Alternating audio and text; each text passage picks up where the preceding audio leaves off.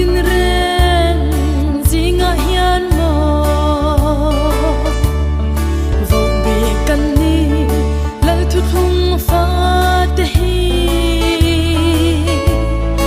ikal zelang swal daural be thung zelin ram them ram ro i shu chua thoyang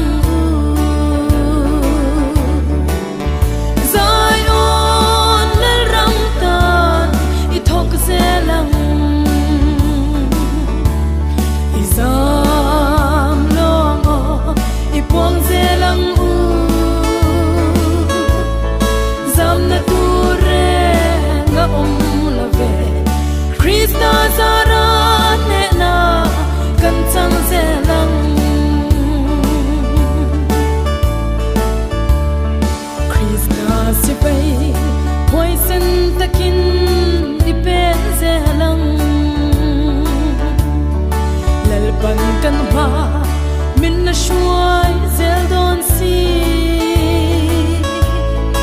ipuang zelang kharau mai ther ti mit lovin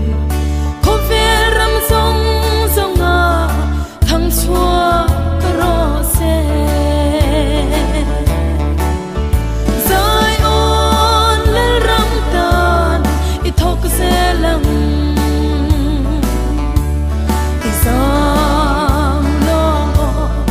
Puang zelang u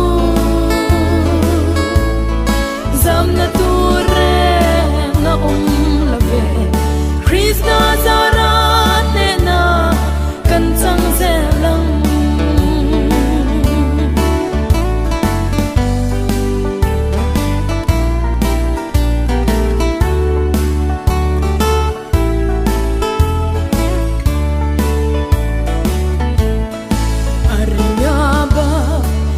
matang chu swalten fai te kan ni tharau thiang him thil pek nge po